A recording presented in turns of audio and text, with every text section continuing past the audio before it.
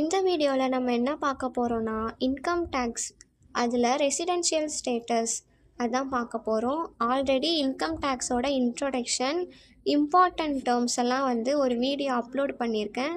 பார்க்காதவங்க பார்த்துக்கோங்க. ஏன்னா பேசிக்கே அதுதான். அது பார்த்தீங்கன்னா தான் உங்களுக்கு அசஸினா யார், பர்சன்னா யார், ப்ரீவியஸ் இயர்னால் என்ன, அசஸ்மெண்ட் இயர்னால் என்ன, அந்த மாதிரி உங்களுக்கு புரியும். அது பார்த்துட்டு இந்த வீடியோ பாருங்கள். ஓகே, இப்போ ரெசிடென்ஷியல் ஆஃப் ஸ்டேட்டஸ் பார்ப்போம்.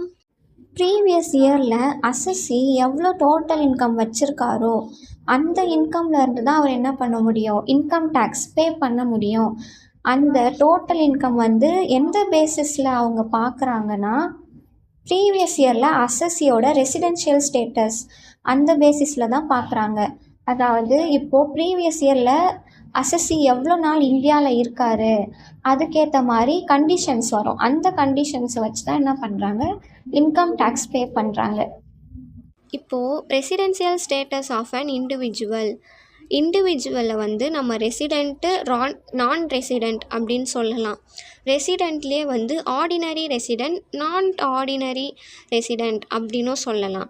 இது எப்படி நம்ம அவரை ரெசிடெண்ட்டு நான் ரெசிடெண்ட்டு அந்த மாதிரி கண்டுபிடிக்கிறதுன்னு பார்த்தீங்கன்னா, மொத்தமாக 2 கண்டிஷன்ஸ் இருக்கும். ஒன்று பேசிக் கண்டிஷன்ஸ், இன்னொன்று அடிஷ்னல் கண்டிஷன்ஸ். இந்த பேசிக் கண்டிஷனில் 2 கண்டிஷன்ஸ் இருக்கும். அடிஷ்னல் கண்டிஷனில் 2 கண்டிஷன்ஸ் இருக்கும். அதை பேஸ் பண்ணி தான் அந்த இண்டிவிஜுவல் ரெசிடெண்ட்டா, நான் ரெசிடெண்ட்டா, இல்லை ரெசிடெண்ட்லேயே அவர் ஆர்டினரி ரெசிடெண்ட்டா, இல்லைனா ரெசிடெண்ட்டில் அவர் நாட் ஆர்டினரி ரெசிடெண்ட்டா, இந்த மாதிரி கண்டுபிடிக்க முடியும். இப்போ கண்டிஷன்ஸ் பார்க்கலாம். இது நல்லா புரிஞ்சு படிச்சுக்கோங்க. ஏன்னா இதுலேருந்து கண்டிப்பாக ஒரு 5 மார்க்கு இல்லைனா ஒரு 10 மார்க் வரும். புரிஞ்சுக்கிட்டிங்கன்னா ஈஸி. எப்படின்னா கஷ்டப்பட்டு இதை புரிஞ்சுக்கோங்க. இப்போ ஃபஸ்ட்டு பேசிக் கண்டிஷன்ஸ்.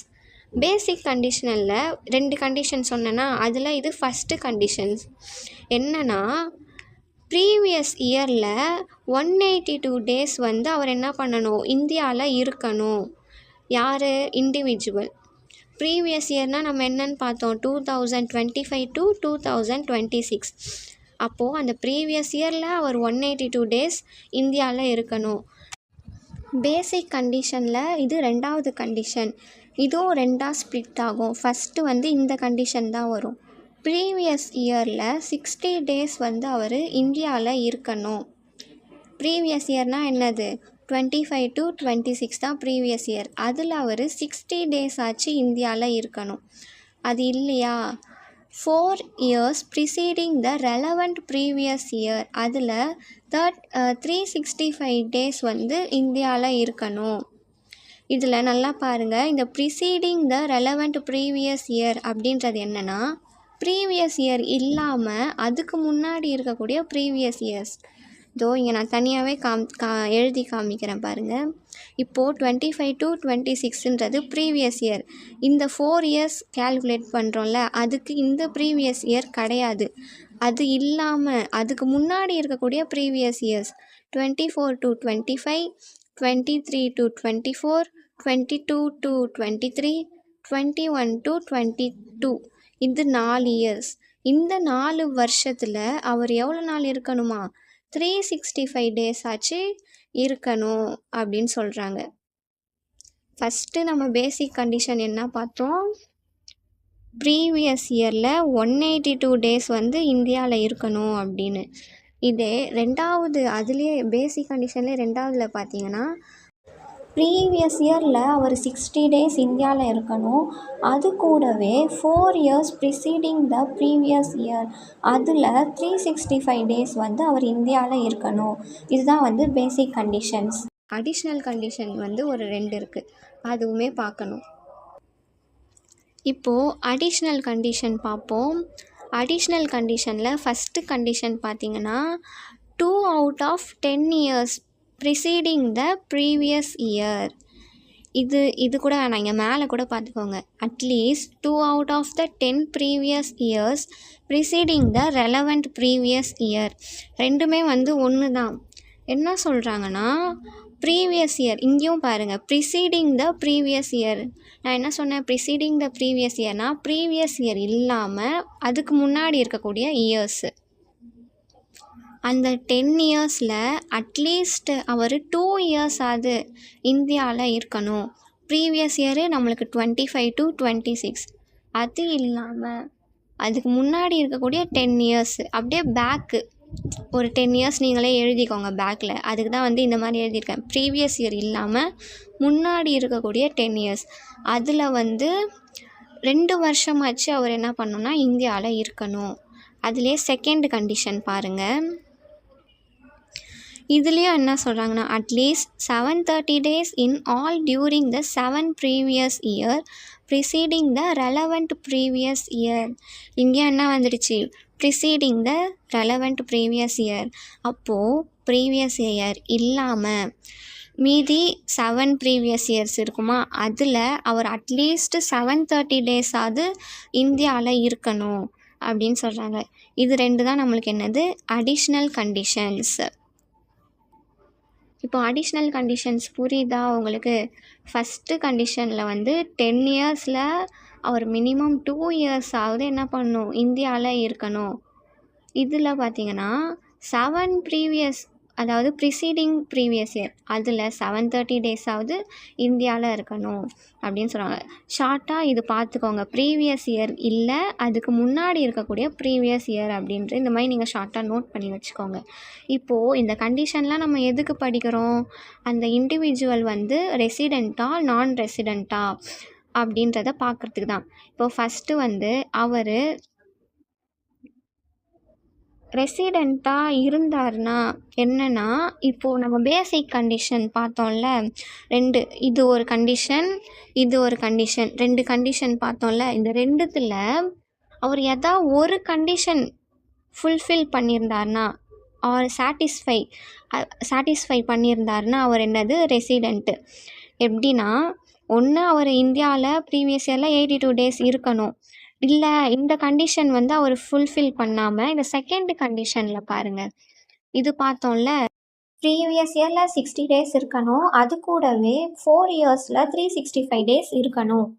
அந்த கண்டிஷன் இல்லாமல் இது ஃபுல்ஃபில் பண்ணியிருக்காரு அப்படின்னா என்ன ஆயிடுச்சு, அவர் ரெசிடெண்ட் தான். ஏன்னா நம்மளுக்கு ரெசிடெண்ட்னா என்ன, பேசிக் கண்டிஷனில் மினிமம் ஒன்றாவது அவர் வந்து ஃபுல்ஃபில் பண்ணியிருக்கணும். 2மே பண்ணலாம், பிரச்சனை கிடையாது.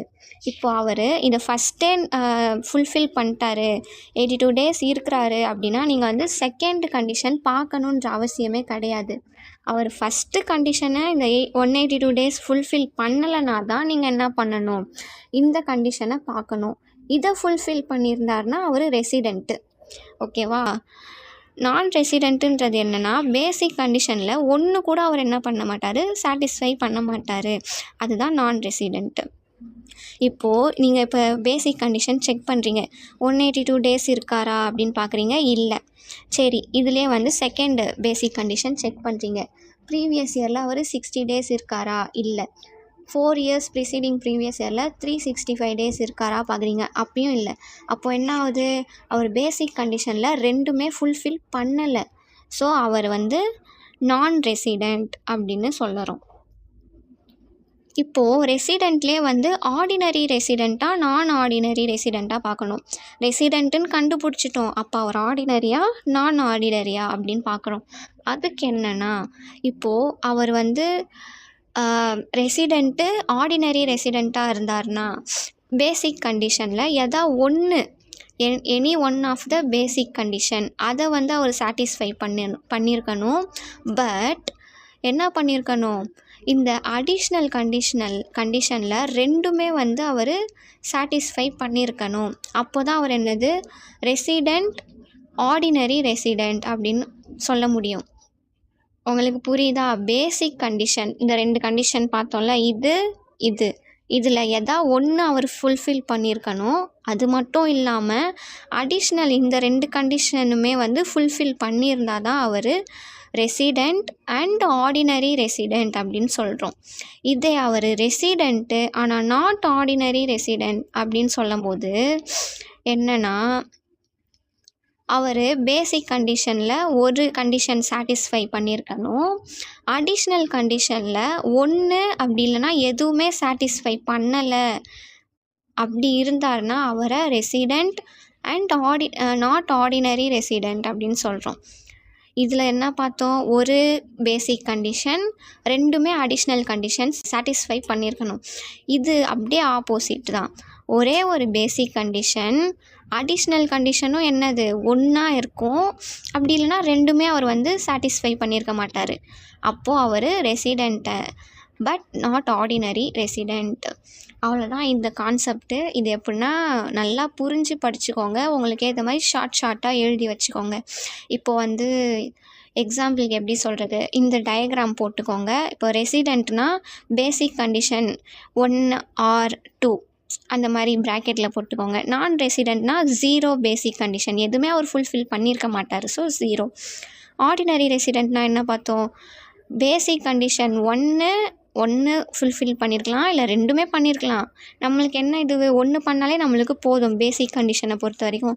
ஸோ 1 அண்ட் அடிஷ்னல் கண்டிஷன் ரெண்டுமே வந்து அவர் என்னது ஃபுல்ஃபில் பண்ணியிருக்கணும். அந்த மாதிரி எழுதிக்கோங்க. இங்கே வந்து basic condition 1, additional condition 1 or 0. அந்த மாதிரி உங்களுக்கு புரிகிற மாதிரி ஷார்ட்டாக எழுதிக்கோங்க. இது புரிஞ்சாதான் உங்களுக்கு சம் போட முடியும். ஸோ நல்லா பார்த்துக்கோங்க. தேங்க்யூ ஃபார் வாட்சிங்.